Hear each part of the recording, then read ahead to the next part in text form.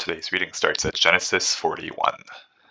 After 2 whole years, Pharaoh dreamed that he was standing by the Nile, and behold, there came up out of the Nile 7 cows, attractive and plump, and they fed in the reed grass.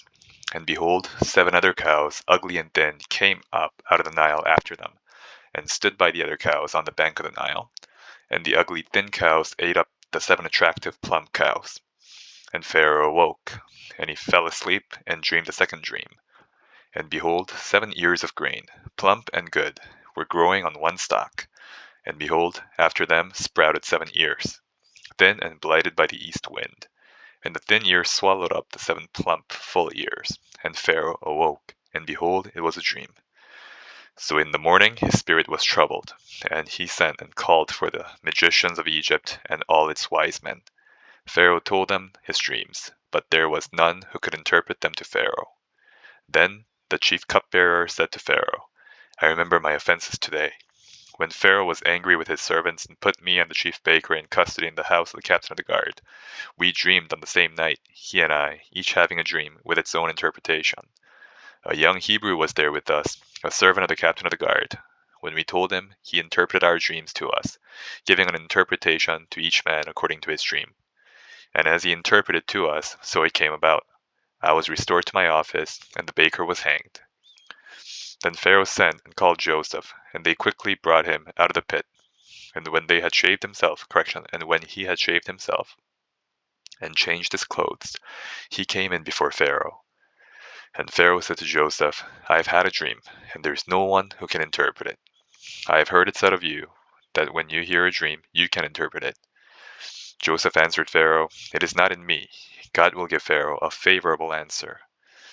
Then Pharaoh said to Joseph, Behold, in my dream I was standing on the banks of the Nile. 7 cows, plump and attractive, came up out of the Nile and fed in the reed grass. 7 other cows came up after them, poor and very ugly and thin, such as I had never seen in all the land of Egypt. And the thin, ugly cows ate up the first 7 plump cows. But when they had eaten them, no one would have known that they had eaten them, for they were still as ugly as at the beginning. Then I awoke. I also saw in my dream 7 ears growing on one stalk, full and good. 7 ears, withered, thin, and blighted by the east wind, sprouted after them. And the thin ears swallowed up the 7 good ears. And I told it to the magicians. But there was no one who could explain it to me. Then Joseph said to Pharaoh, The dreams of Pharaoh are one. God has revealed to Pharaoh what he is about to do. The 7 good cows are 7 years, and the 7 good ears are 7 years. The dreams are one. The 7 lean and ugly cows that came up after them are 7 years, and the 7 empty ears blighted by the east wind are also 7 years of famine. It is as I told Pharaoh. God has shown to Pharaoh what he is about to do. There will come 7 years of great plenty throughout all the land of Egypt. But after them there will arise 7 years of famine, and all the plenty will be forgotten in the land of Egypt.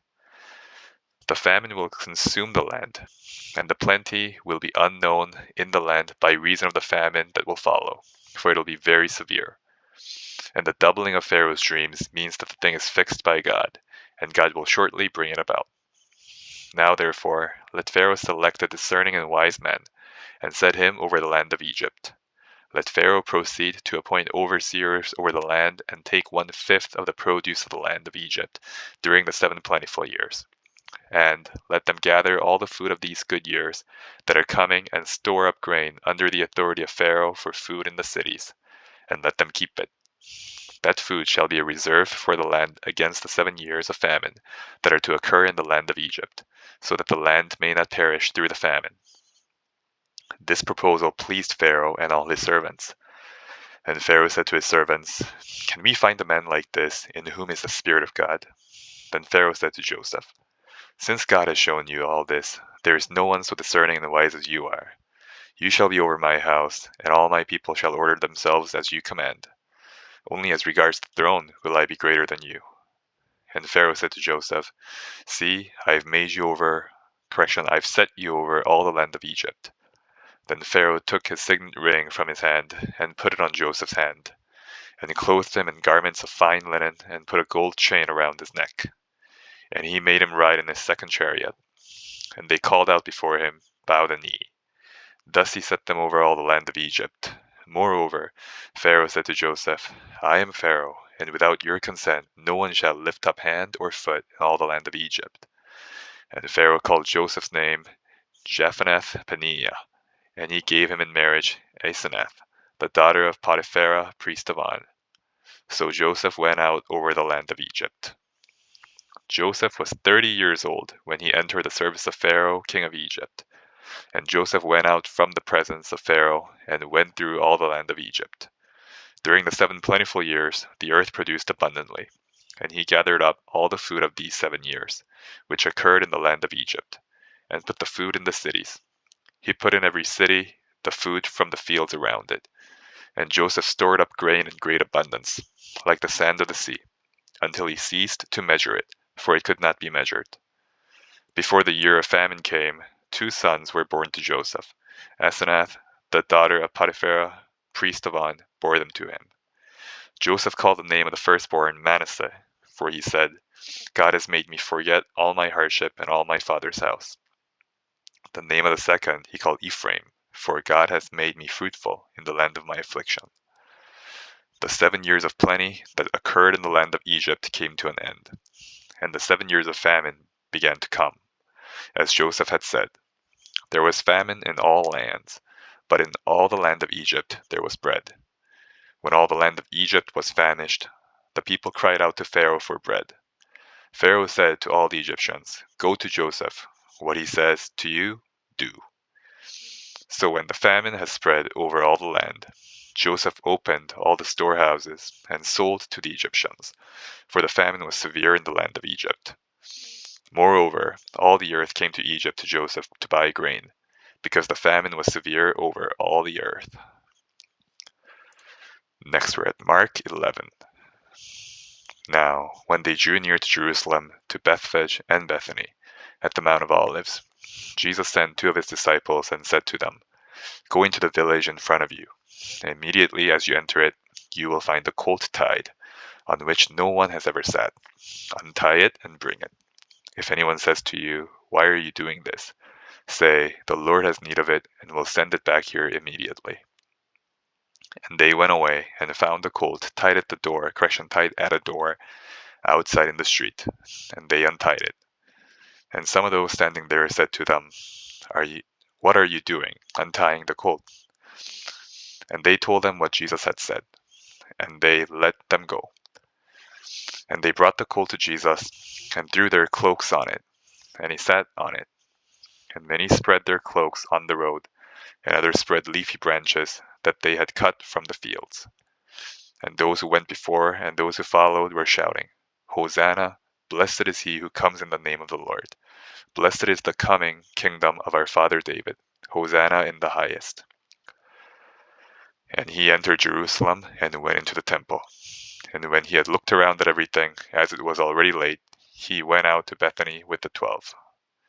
On the following day, when they came from Bethany, he was hungry. And seeing in the distance a fig tree in leaf, he went to see if he could find anything on it.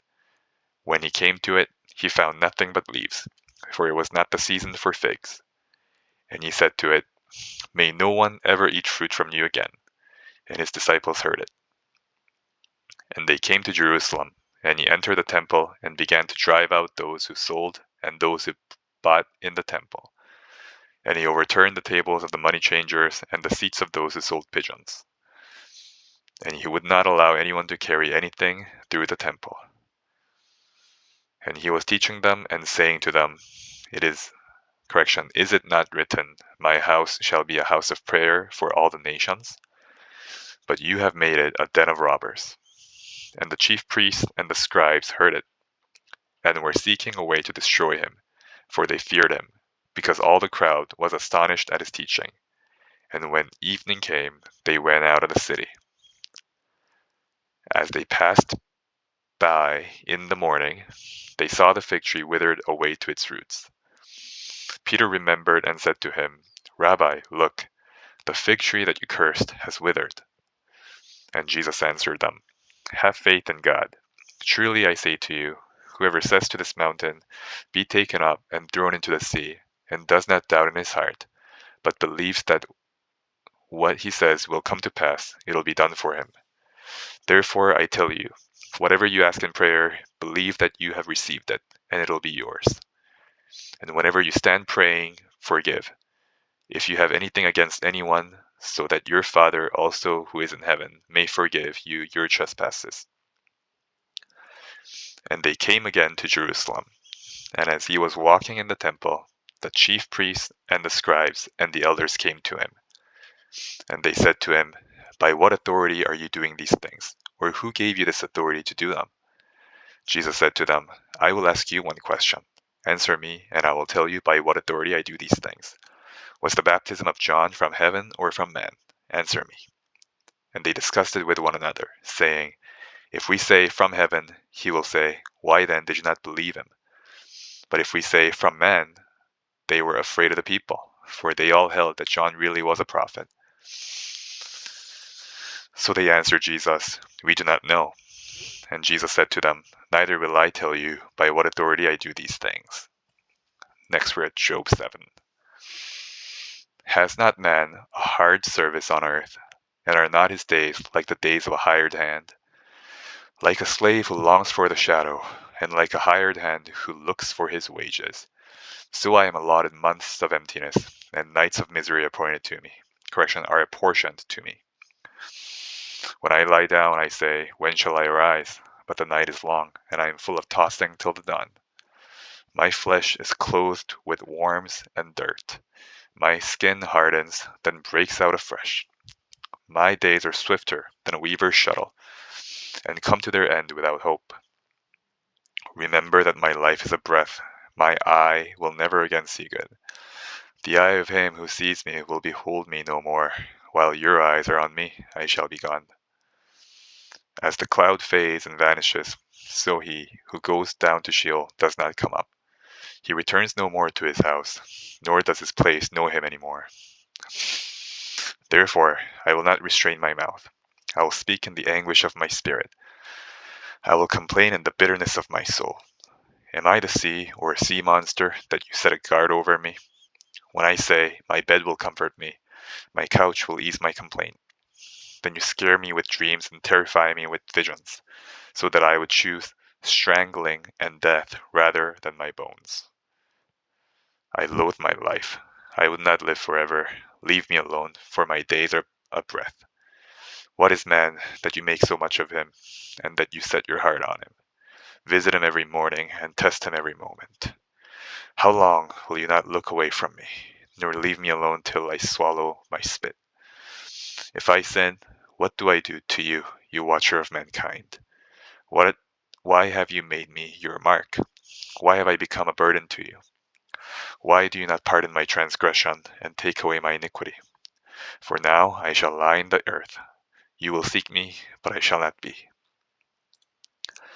Next we're at Romans 11. "I ask then, has God rejected his people? By no means.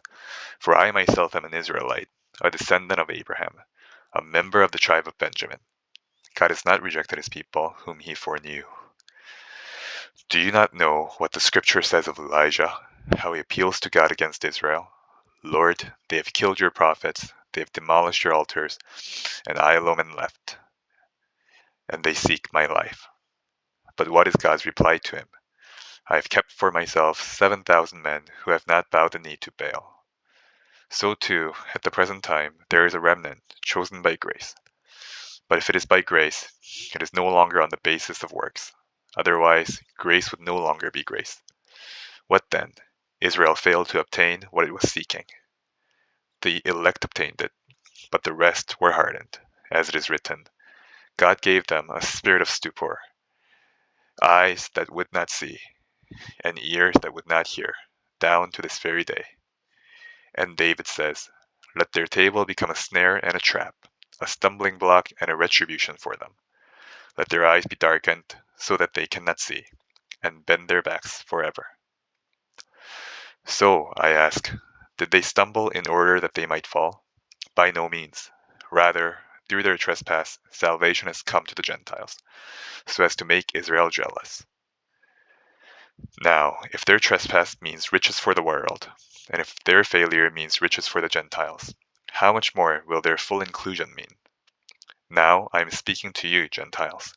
Inasmuch then as I am an apostle to the Gentiles, I magnify my ministry in order somehow to make my fellow Jews jealous, and thus save some of them.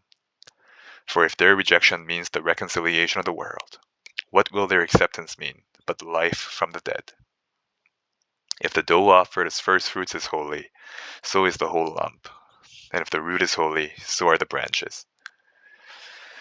But if some of the branches were broken off, and you, although a wild olive shoot, were grafted in among the others, and now share in the nourishing root of the olive tree, do not be arrogant toward the branches. If you are, remember, it is not you who support the root, but the root that supports you. Then you will say, branches were broken off so that I might be grafted in. That is true. They were broken off because of their unbelief, but you stand fast through faith. So do not become proud, but fear. For if God did not spare the natural branches, neither will he spare you. Note then the kindness and the severity of God. Severity toward those who have fallen, but God's kindness to you, provided you continue in his kindness. Otherwise, you too will be cut off. And even they, if they do not continue in their unbelief, will be grafted in. For God is the power to graft them in again. For if you are cut from what is by nature a wild olive tree, and grafted, contrary to nature, into a cultivated olive tree, how much more will these, the natural branches, be grafted back into their own olive tree? Lest you be wise in your own sight, I do not want you to be unaware of this mystery, brothers. A partial hardening has come upon Israel, until the fullness of the Gentiles has come in. And in this way all Israel will be saved. As it is written, the deliverer will come from Zion. He will banish ungodliness from Jacob. And this will be my covenant with them, when I take away their sins. As regards the gospel, they are enemies for your sake. But as regards election, they are beloved for the sake of their forefathers. For the gifts and the calling of God are irrevocable. For just as you were at one time disobedient to God, but now have received mercy because of their disobedience, so they too have now been disobedient, in order that by the mercy shown to you, they also may now receive mercy. For God has consigned all to disobedience, that he may have mercy on all. Oh, the depths of the riches and wisdom and knowledge of God! How unsearchable are his judgments, and how inscrutable his ways! For who has known the mind of the Lord, or who has been his counselor, or who has given a gift to him that he might be repaid? For from him, and through him, and to him are all things. To him be glory forever. Amen.